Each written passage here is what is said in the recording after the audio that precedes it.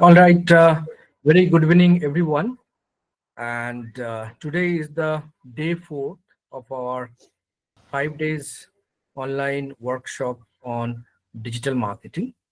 And our resource person, respected Dr. Vasanthi Williams, is already with us.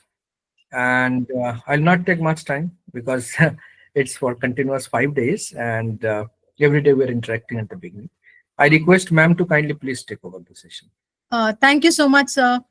And I hope the students or all the attendees are able to follow. And I hope, do you have any questions, by the way?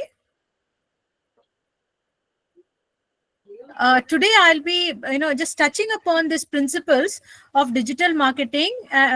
Just to touch upon it, it is like a quick recap of what we did, and then I'll be taking you over to legal aspects. Since it is a course, it's mentioned as a course. It's not a keynote address or just a guest lecture. Since it is a course, I have included even the legal aspects of digital marketing so that you find it, it's a complete, in a nutshell, you're getting an idea of all the aspects. Though it is only for 5 days, yet we are trying to fill in all the important aspects so that you have a lot of takeaways as you leave the program, as you complete the program and you leave. So I start with this.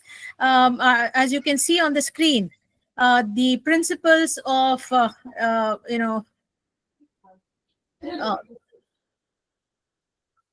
the principles of digital marketing. So yesterday's class, I ended with that, saying that you need to attract your customers, then you engage them, you convert and sustain. Of course, I put in a different wording. I'll just show you the previous screen. So, right, this is what we stopped at yesterday. That is, we need to assess. That means assess our customers. We design a platform or the kind of advertisement required or the kind of promotion required, and then we build on it and then we execute it. This is what we stopped at yesterday. So I'm just continuing with this.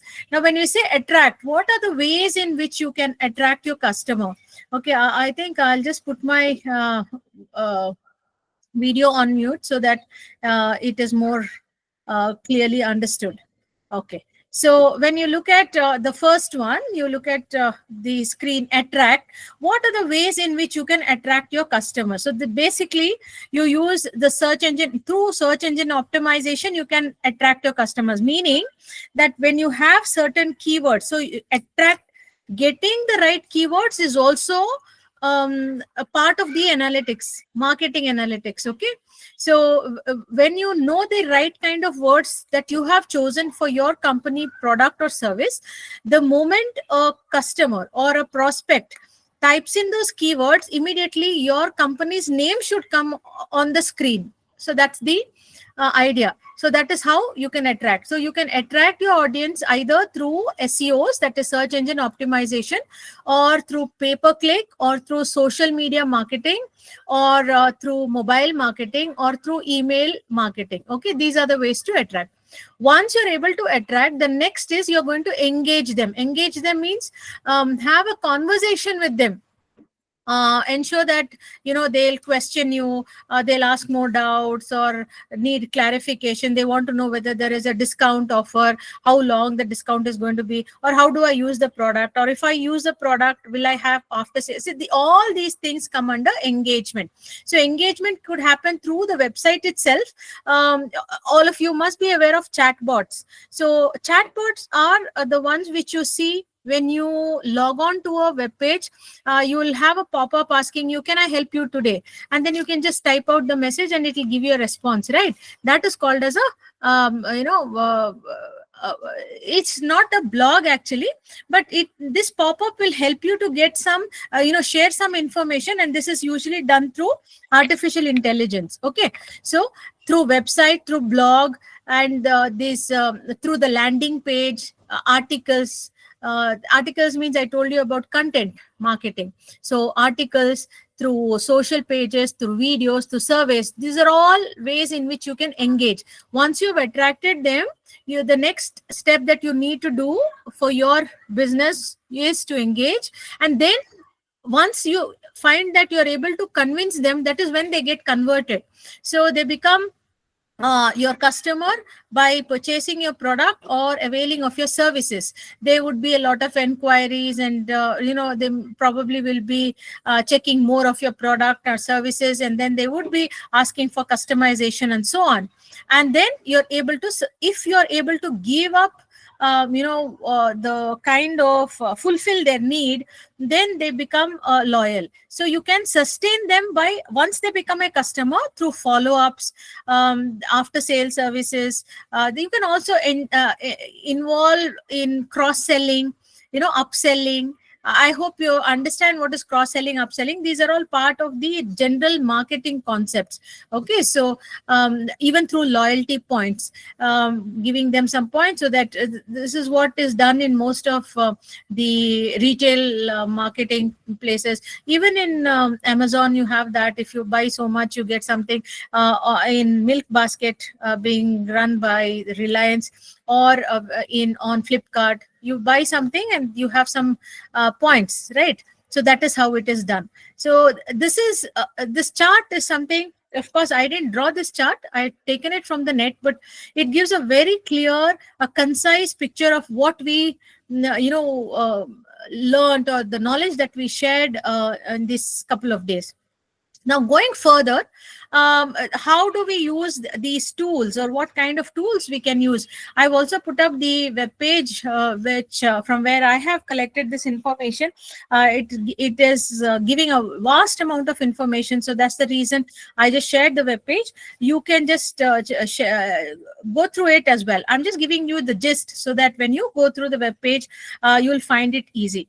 So the when you're looking at the website analysis tools, okay, as I already mentioned just now, one is the SEO analysis and auditing tool.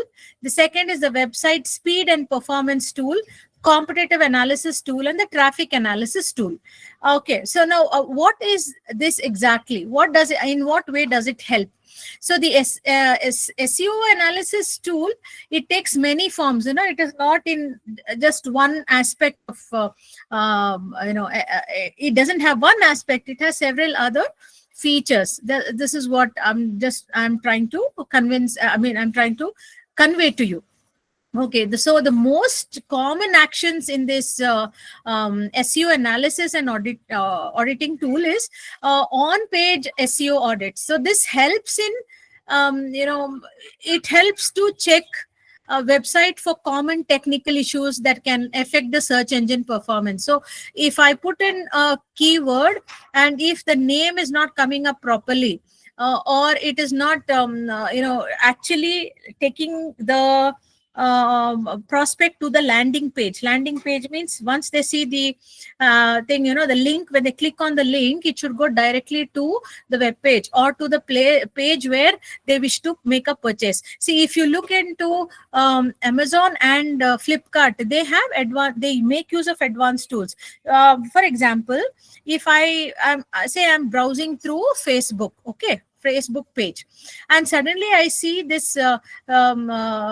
Flipkart's advertisement coming, and they show a very beautiful handbag, or a beautiful very attractive mobile cover, and I feel that it looks very cute and nice, and I want to make a purchase. The moment I click on it, maybe basic information is given, this will suit an iPhone, or this will suit a Samsung, or something like that, a particular, because each mobile has different dimensions, so it will mention. So supposing it is the same kind of mobile that you own, immediately you feel that you want to purchase it, because it is matching your requirement. The moment you click on it, it will take you exactly to the page on the Flipkart platform, where this mobile hand cover is there. Okay, whereas some of the websites which are not advanced, when you see the advertisement and you click on it, it will go to the main page of that shopping site. It will not take you to this exact product, and then from there you will search for mobile covers and then go forward and find this. Okay, so I hope you understand what I mean. So these analytic tools will help you to ensure that the customer or the a person who wishes to buy your product is not inconvenienced. Okay, the moment, because I started with saying that we are not in technology 5.0 anymore.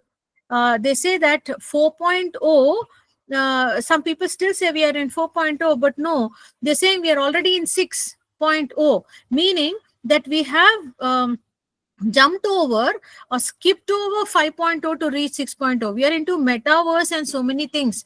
So hence we are so much accustomed or influenced by technology that we look for everything quickly. We can't wait. We find it very difficult to wait. See, a couple of years ago, if you were to stand in a queue to buy a ticket, if there were 3 or 4 people in the queue, you would feel, yeah, the queue is small and I don't mind standing. But in today's times, even if one person is standing in the counter, you find that, oh god, there's already one person and it might take time. We can't wait. The patient level of patience has reduced, and this is because technology has helped us to do many things in a quicker way. Okay, so see, why do we not write letters anymore?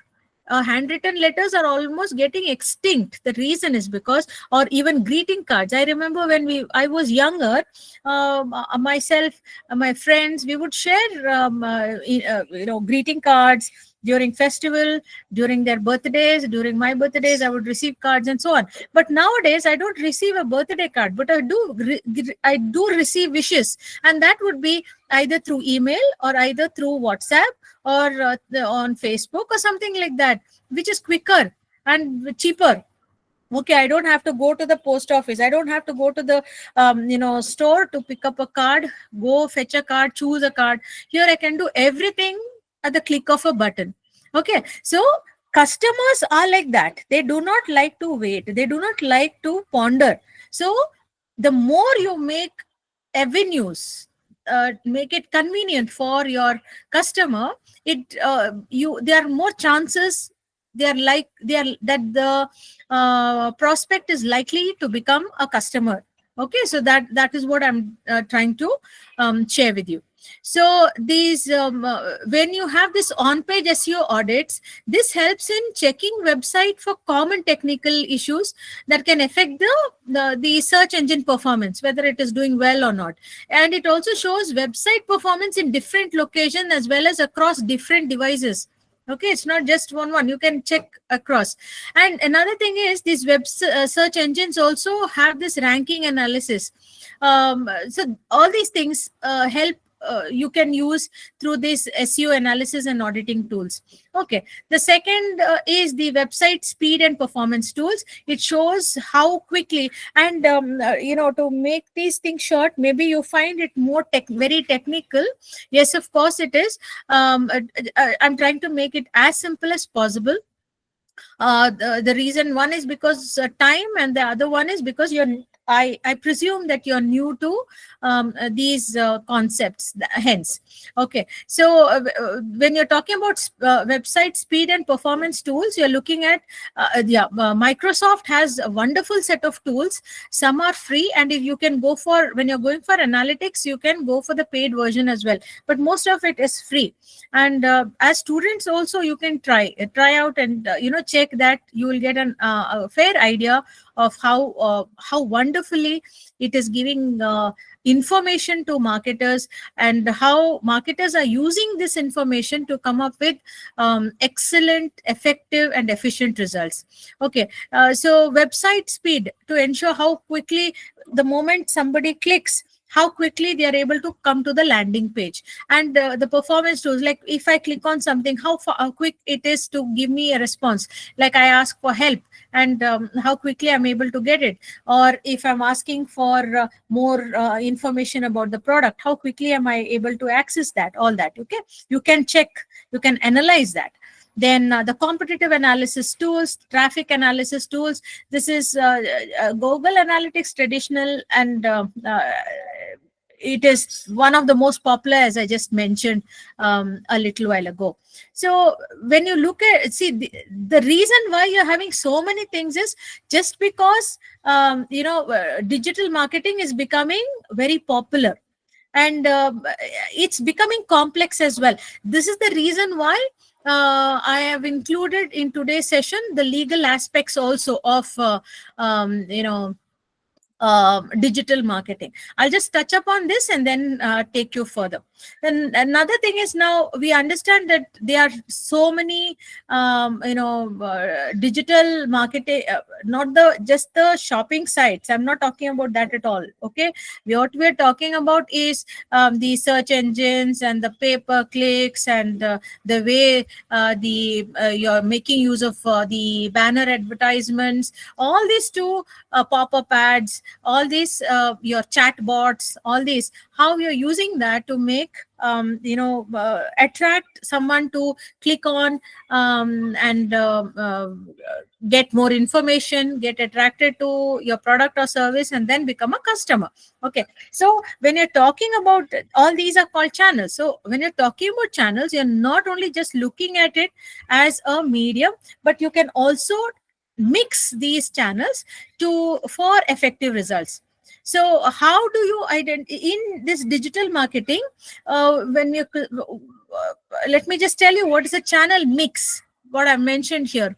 Okay, it refers to using these various online methods, like I told you, social media, maybe social media and emails, or you're using these email and content marketing. So all these things, you're using two or more medias together, is called as the channel mix. Okay, so this is helping in engaging with the right audience. This is what I mentioned. It helps to determine right media mix, the right analytical tools, and UTM is how you're using the media and automated marketing reports that will be required for ensuring that you get what your objective is all set about, or your goals. Now coming to the like when I'm talking about the social media, what is the right media? Let me give you an example. Now, supposing I want to sell some sports goods, something like sports shoes, or maybe t-shirts. It's not, I don't mean that t-shirts are specifically for sportsmen, but for casual wear, for comfort, right? Because if you're in sport, you'll understand that you need comfortable clothes when you're playing games, or if you're as an athlete, you need to have comfortable clothes when you're in as an athlete, or as a sports person. So now if I have to advertise this, which would be the best channel for me to advertise, and and what would be the best time, place, the um, uh, type of telecast happening, which would be most beneficial for me. So when you're looking at that, I can answering for you. I'm answering for you. One is sports channel, because it deals with sporting outfits, and it is presumed that those who watch these channels are interested in sports. They may not be sports people, but at least they are interested in sports, and of course the sportsmen also. Okay, you have these two kind of people who will watch, not the ones who are not at all interested.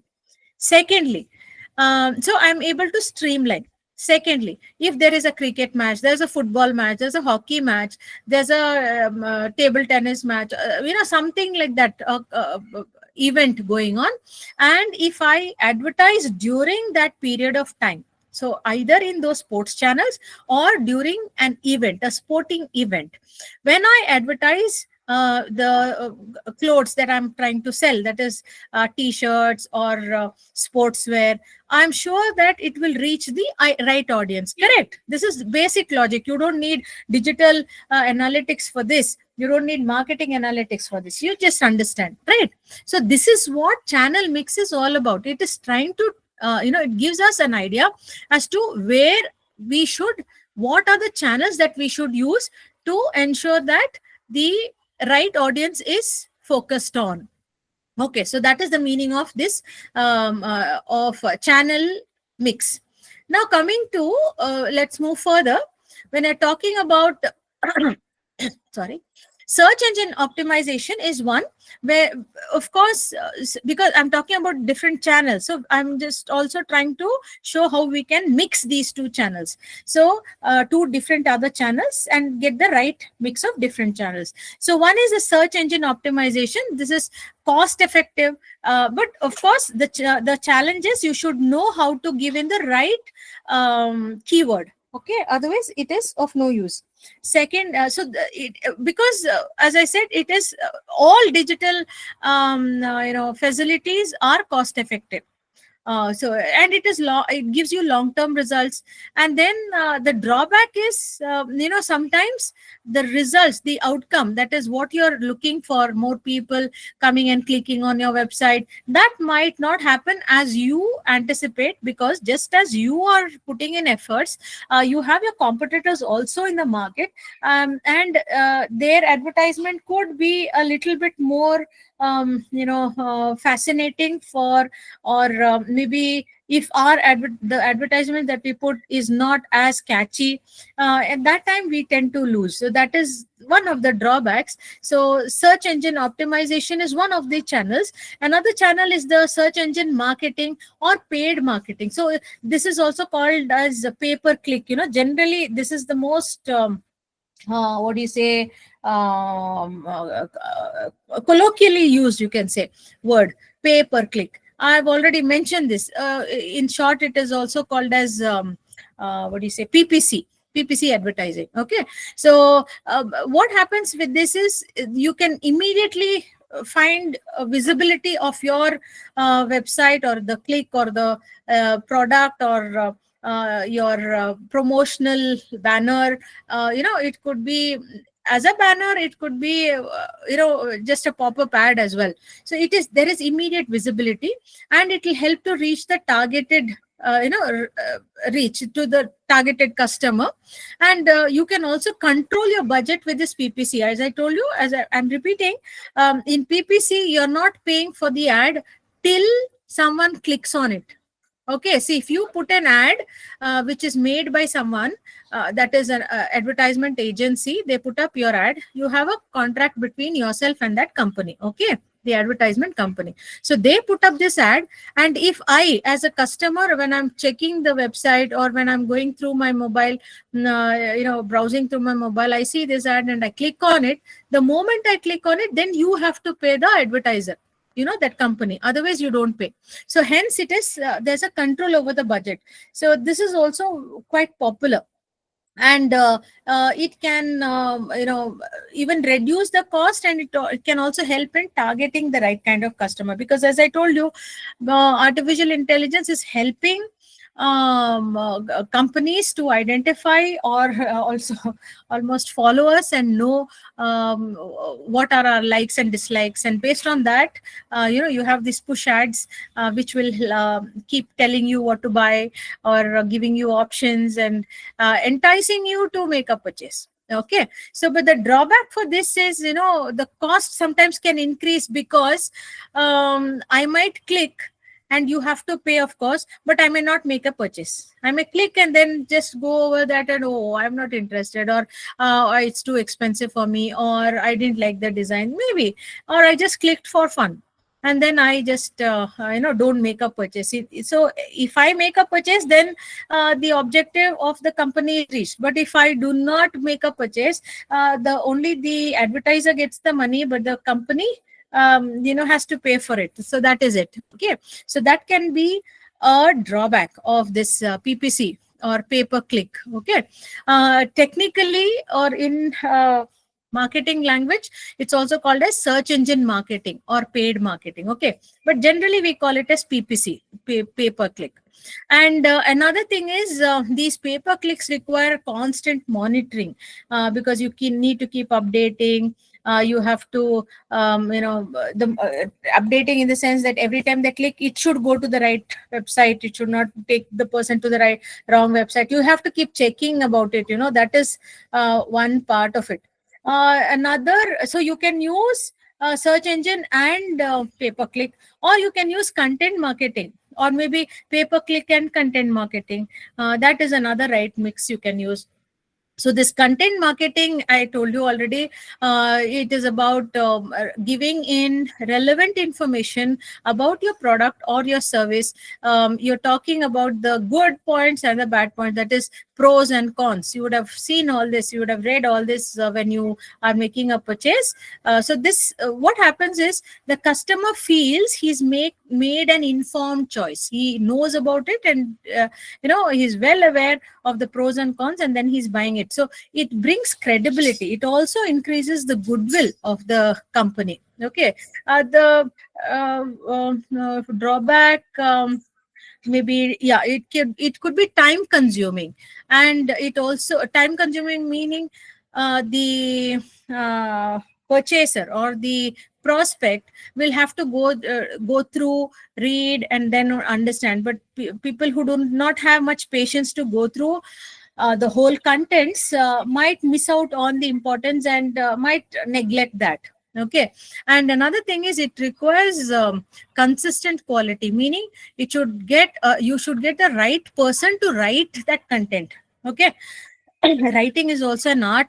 So someone who writes well will help in making us read further. Some people have that knack, so you need to get those kind of people, content writers. And in fact, if any one of you are good at writing, it need not be English. It can be in Marathi, it could be in Hindi, it could be in Kannada, it could be Tamil, any language. If you are good at writing, you can become a content writer. And there's a lot of opportunities out there for content writers. And it could also be need not be a full-time job. Okay, so you could think of that. And then social media, of course, is another channel. It helps you to reach millions of people in a jiffy. So you get wide audience, you are able to engage with them. It is budget friendly. All digital channels are all budget friendly, of course. Only thing is the drawback. What can I say? Uh, yeah, it might be time consuming to manage, because see, okay, I can give you this example. You have your WhatsApp and you're into so many groups, or somebody puts you into so many groups, and you keep getting information. There are some groups you're not able to see, or somebody sends you an individual message. If you have so many messages, you might miss out on that. So that could be a negative aspect of social media. And then email marketing, yeah, that is also one. So I spoke about SEO, I spoke about PPC, then I spoke about content marketing and social media, right? So email marketing and websites, these are also some of the channels. So you could use, what I'm trying to say is, you can use the right mix of different channels. It could be online public relations, meaning where you only have this customer relationship channel or a platform, where any customer having a problem query can directly come to that particular part of the website, and then you can um, answer his queries and clarify his doubts and so on. So this is online PR. Mobile apps, mobile ads, all these things are different ways in which you can actually use the right mix of different channels. So that is it. Going further, uh, I think not going is, oh yeah. Now coming to, I hope I've made it clear. So now I'm going the next part of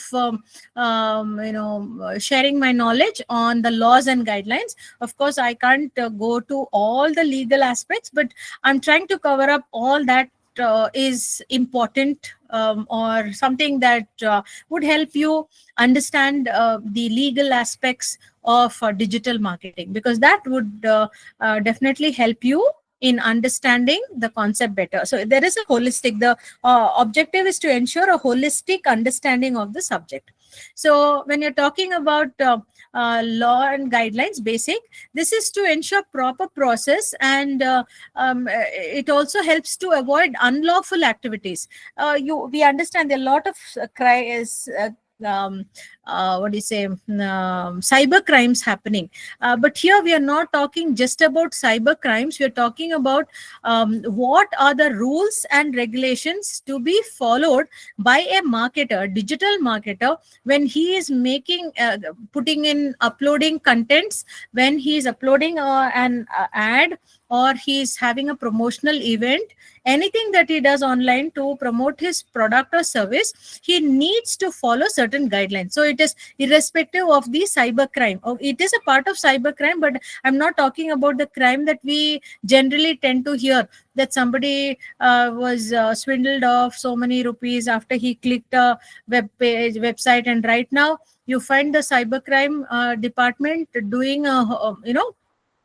putting in a lot of effort. Even when you make a simple call, instead of the ringtone, you hear information asking you, or guiding you not to click on, informing you not to click on unknown links, and so on and so forth, right? So I'm not talking about that aspect of cybercrime. I'm talking about the marketers activities towards the responsibility of a marketer towards the customers when he is using a online platform. This is basically what I'm focusing on. I hope I'm making myself clear.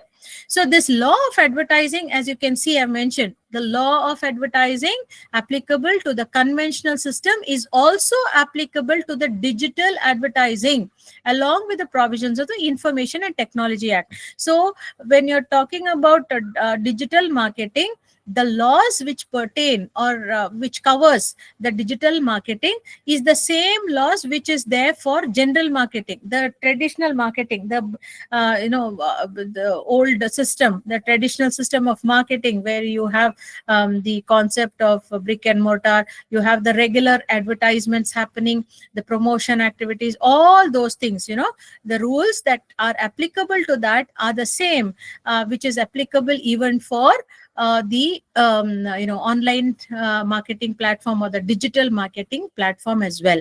And it comes under the Information and Technology Act. Okay, Information and Technology Act is, earlier it was only information. Now, since we are using digital platform, it is called the Information and Technology Act. Now, these data protection and privacy laws, this law pertains to how the data is collected from the customers and how it is stored. See, when COVID happened, we had a platform called Big Basket. I'm sure you're aware of that.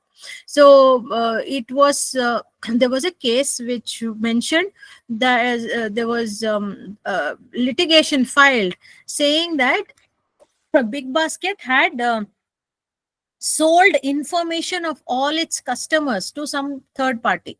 Okay, that would, third party would definitely be some other marketing channel, marketing company or something like that. Not a channel, sorry, marketing company, where they require data.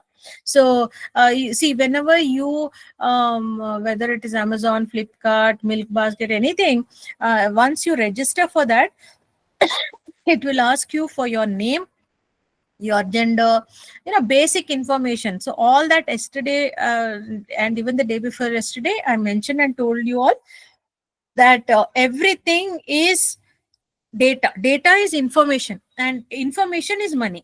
Okay, so when you're talking about data protection and privacy laws, this is basically pertaining to how the company is collecting data, and how it is stored. See, I'll give you one more instance. Every time you go to a web page, sometimes it is you're browsing some content, okay, on the internet. Don't you see cookies? You manage cookies, allow cookies, you see that, right? And you mention allow or decline, you see that. You have an option where you can restrict that, you can mention, you have an option to check and say that only required cookies, only strictly required cookies, you can mention that, or functional cookies. So when you do that, only for ensuring that you, the basic information they'll get, they won't get the whole information. But if you simply say accept, they get a lot of information about, like, whatever they can access more information than just your name and gender. Okay, to put it in short. Okay, let's not dwell on this longer, because otherwise I won't be able to cover the topic. Okay, so in Europe, you have the, yeah, I've mentioned here. In Europe, they have this General Data Protection Regulation. It's called the GDPR, and in California, we have Consumer Privacy Act. In the US, so these mandate means make it compulsory that the companies, whoever take these data, collect the data, they should bring in transparency, meaning how they use it. That's the reason why whenever you check or click on websites, you get this that mention that this website collects cookies. You've seen that. So cookies are basically the not the biscuits that we eat, but it is the not the cookies that we eat, but it is basically the data that they are collecting if you continue reading the article or the content or something like that. Okay, so that comes under that basically comes under that. Then going further, we see disability and discrimination. This law speaks about ensuring accessibility of marketing materials to everyone regardless of disability. So what is this disability? Disability is not about a person being blind, or that is generally what we call disability, right? But here this disability means someone who cannot understand the language. So if I'm advertising or if I'm sending any information, either it should be in different languages. This is the reason now you find you can choose the language, right?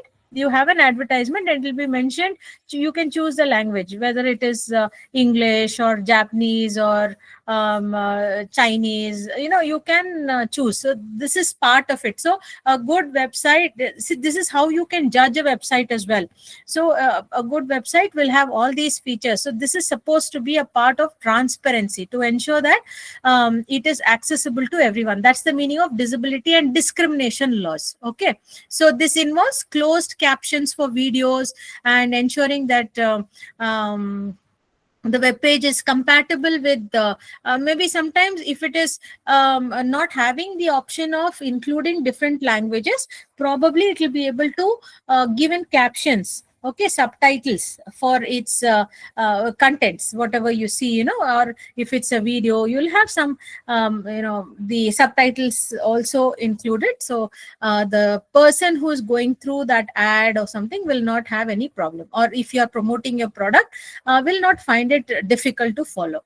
Then the other one is brand and trademark protection, as you can see on your screen. So this is about nobody can indiscriminately use the trademark or brand of any other product without permission. So this is there for a regular product. So in case of it's like some 30-40 years ago, before that, if say supposing there's a Bengali film song which is very catchy, somebody in Maharashtra or Andhra or in Kerala, they get to hear that tune, they would convert it into their own language probably, and make it as a song for the audience there, and nobody would know much, and nobody would, even if they knew, they wouldn't bother. There maybe somebody who know, oh, I've heard this song in Bengali language, that would stop.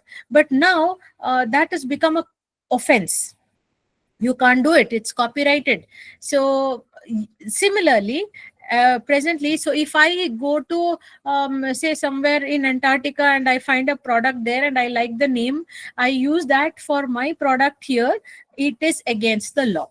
That's the meaning. Okay, so irrespective of whichever country or place you're coming from, you cannot use the trademark or brand of another product without their permission. So that is another aspect of it. Now coming to okay, the next is contract and distance selling laws. So this pertains to terms and conditions mentioned on the website platform. So supposing it is mentioned, they are supposed to mention, and what is mentioned on the on that platform, they need to follow that. They cannot give wrong information and show a different product and sell something else. That's the meaning. Okay, or if they have certain terms and conditions mentioned, they have to follow that. They cannot go beyond that. That is the meaning. So it is important to outline clearly the terms and conditions. It could mean some refund policy, maybe, or maybe about the product or service details, maybe expiry date, or maybe the way directions of using that product or service, or what kind of after sale service is provided. So sometimes some products, it is our duty. If we don't read it, then it is our fault. Okay, you can't say that I didn't go through it and I thought it is like this. No, that then you will be in trouble. You need to go through the product description before making a purchase, and it is the duty of the company, online marketing company, who has to give in all the required details. This is what I'm trying to say. So if they have a refund policy, they should mention. So supposing they mention that the whole amount will not be refunded, they should mention that. Okay, if they just stay quiet and then you expect a refund and then you don't get the whole amount, you can file a case in a court of law. That's it's as simple as that. So another thing is like after sales services. Supposing they mention that in say I'm from Mysore, so if the product doesn't have a sales out after sales outlet in Mysore, it should be clearly mentioned that in Karnataka, the after sales service for our product is available only at Bangalore, which is the capital of Karnataka, something like that. Okay, or if it is available in Mysore, probably they'll give us a contact details or something like that, or a link probably wherein I can click and get details of all the service centers available close to me. So that is it. Maybe it can also mean exchange of the product or providing guarantee for the product. All that comes under this contract of distance selling, which is mentioned on the website. So this is also a part of the law. Then another one is the online advertising law. So this pertains to, as I mentioned, display and contents of the advertisement. So law about truthfulness of the advertisement. So you see an advertisement where the model applies something on her face and then suddenly she looks very beautiful by applying that cream. So it is important. See, now there was an ad given by it, and that too it was posted in one of the prestigious it's a prestigious company, and the product was also advertised in a very prestigious magazine as well. So they show the heroine. It was given by a Hollywood heroine, a very famous Hollywood actor. So she applies this eyelashes, they put false eyelashes to make the eyes look better, beautiful. So the advertisement was for the for the eyeliner or something like that. No, okay, sorry, it is not about false eyelashes, it was for a mascara. Okay, where eyeliner, which highlights how beautiful the eyes look after applying that eyeliner or that mascara. And there was a public interest litigation that was filed against this advertisement, because there were some women who said that we too used it, but we did not get the same effect as you see in that before and after photograph of this advertisement. And later it was the company apologized and said, yes, we put false eyelashes on the that model's eyes to make it look more effective. Okay, so apologizing is a different thing, but you should ensure that you don't go to that extent to do that, because you end up losing a lot of goodwill. Okay, I'm not mentioning the product or company or the model, but I'm giving you the facts. Okay, so that is it. It's the laws about the truthfulness of the advertisement, and you should ensure that the customers are not misled by the advertisement. They're supposing you have to you something about slimming. These are all, very popular kind of things that people look for. Becoming slim, becoming fair, then having a clear skin and all that. So you should ensure that the customers are not misled. So sometimes if it is to become thin, people might feel, if I take 4 tablets, or so maybe it's a powder form, if I drink more of that, I'll become slim. In fact, it might be unhealthy, or it can lead to certain other health issues. So all that should be very clearly mentioned. Caution should be in bold, and it should be highlighted before they make a purchase. So all these things come under transparency. It also means the laws against the usage of unlawful means of targeting customer, showing deceptive practices, showing misleading information. All these things come under this online advertising laws. Then you also have, wait, let me go to the next. What is the next one? Slide is not moving. Okay. The next is global targets and IPRs. Okay, global targets is ensuring that the campaigns that we do, the marketing campaigns that we do in foreign countries, are compliant with the rules and regulations of that land.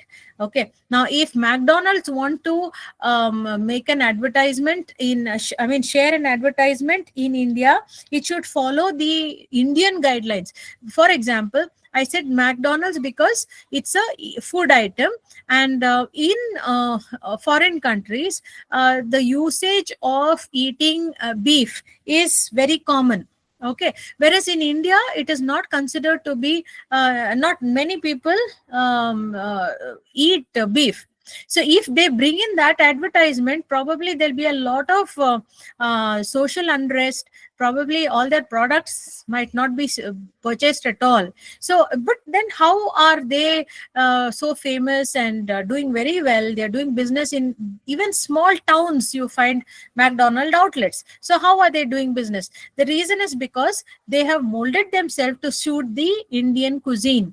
So maybe the taste, maybe they don't make beef at all. Instead, maybe you get something in chicken or fish or mutton or something like that, which is more acceptable in the non-vegetarian class of people in India when compared to the American or the European customers. Okay, so this law basically pertains to ensuring that these marketing campaigns in these foreign countries are following the guidelines of that particular country. That is what it means.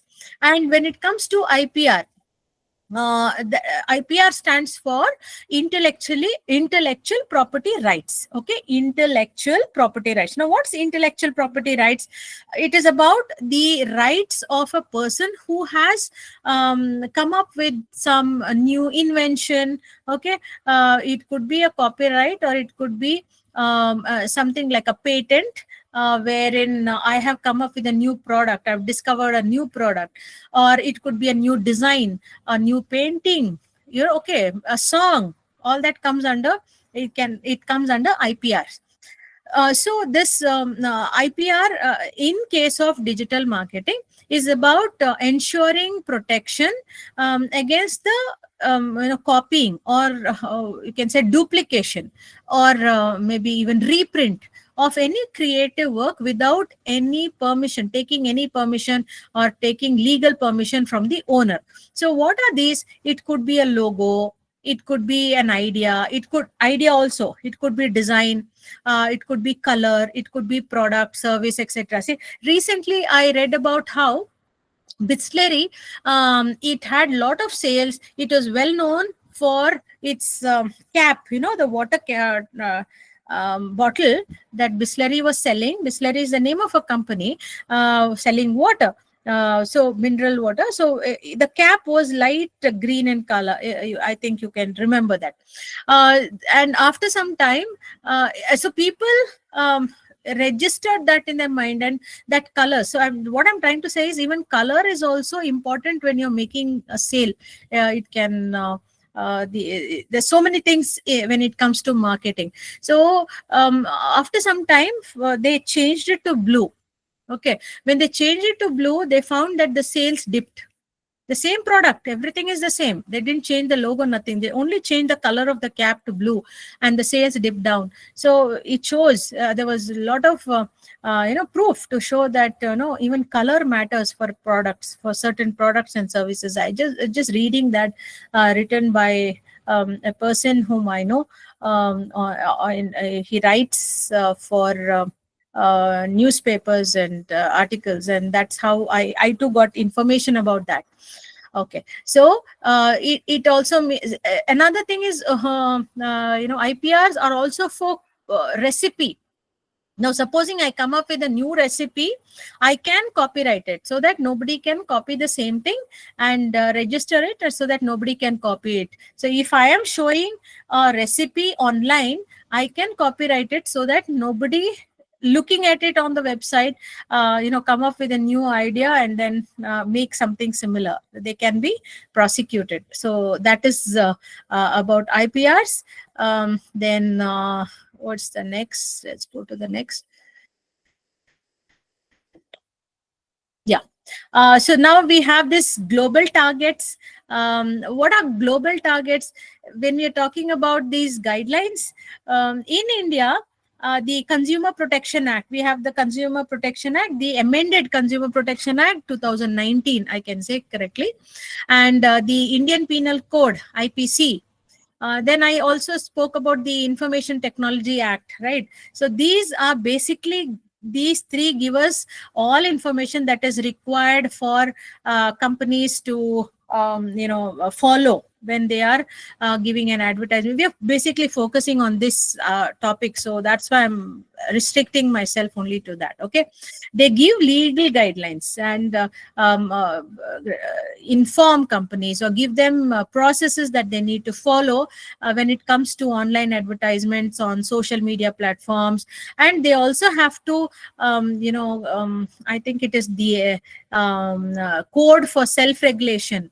Okay, they have something like that. I am sorry, I'm not able to get that name.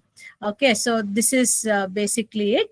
Now I have okay, I hope I'll be able to cover this before the time is up. These are the new rules for social media, OTT and digital media in India. Let me just try and get this for you. I hope I'm not boring you people and you're able to follow. I'll just a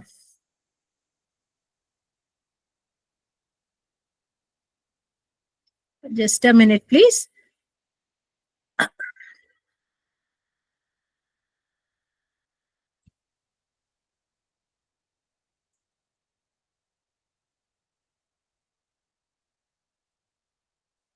And I have to go to,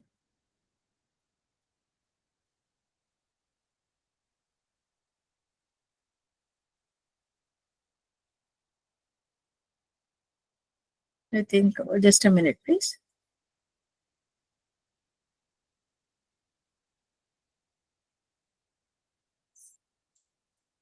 Yeah.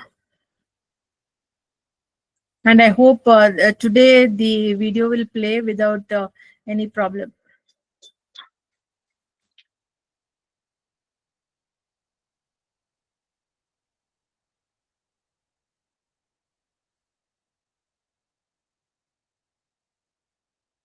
Just a minute, sorry.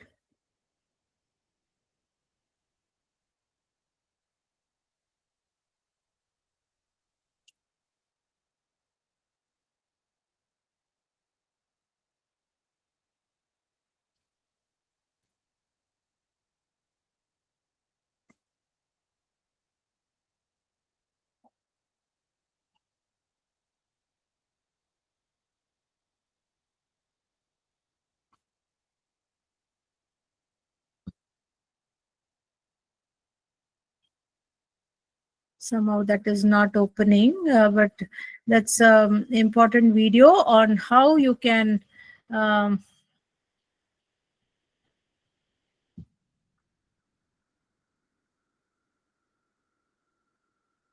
uh,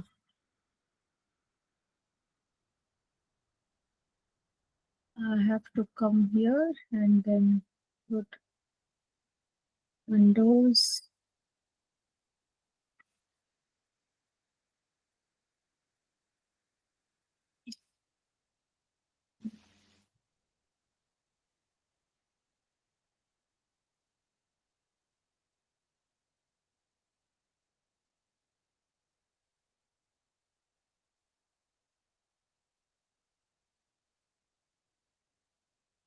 Maybe I had to open it in a different web page, I think. No,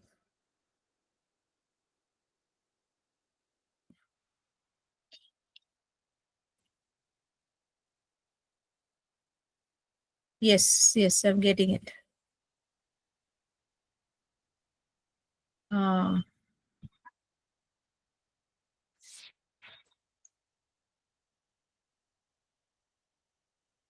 Sorry, sorry.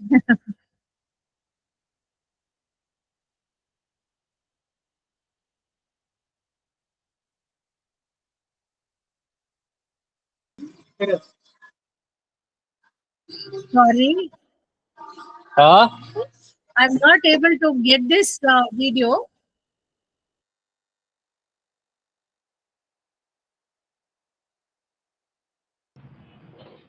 Okay.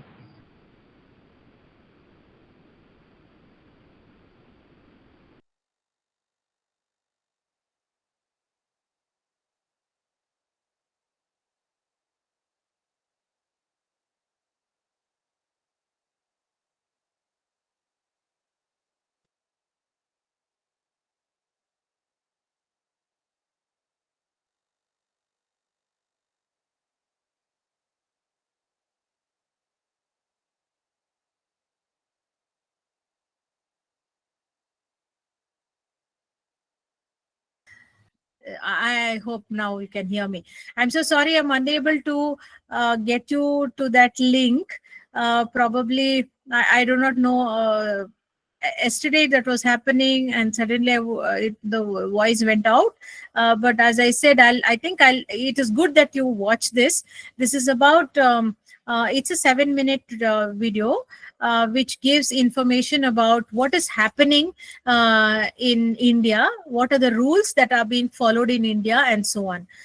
So the when I shared the link with you, because in the end, usually, sir asks us to share all the details, the PPTs. So in that, you will definitely find the link of the previous video. Yesterday, we saw the video on Amul, and I'm sure you will be able to go through it again and get more information about it, uh, which was very much relevant to the kind of strategies that Amul was using. And today's video is basically about what I wanted to show you was about how India is coming up with a lot of rules pertaining to digital marketing platforms.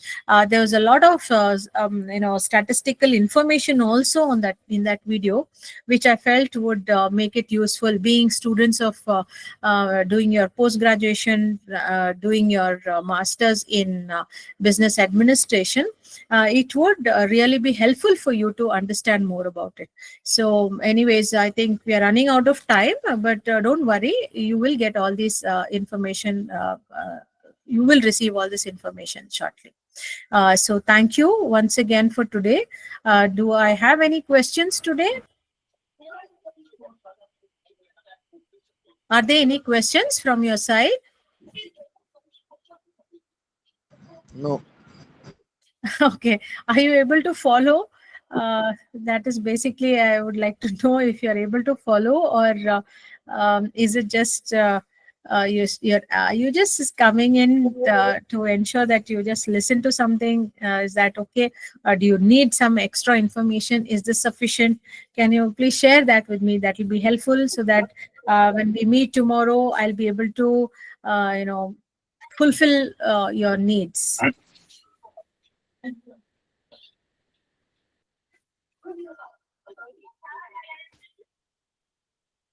No questions? Sir, I think I can hand over the mic to you. Yes. No, no. Thank you, ma'am. Thank you, sir. And thanks all the participants for their patient hearing and little bit interaction today. And tomorrow will be the last day, last in the sense the final day of our 5 days certification program. So just review whatever was discussed in the last 4 days and finally come with some questions at least so that no ma'am will be happy to answer. For a Yes. teacher, no, a teacher becomes happy only if there are questions. Okay, that is the case I have seen for all the teachers, for me as well. So come prepared, come with some good questions. Okay, and definitely, okay, we'll no complete the program in a big way tomorrow. Thank you, ma'am. Thank you, sir. Thank you so much. Good night, ma'am. Good Good night, night. friend. Good night. Good night, everyone.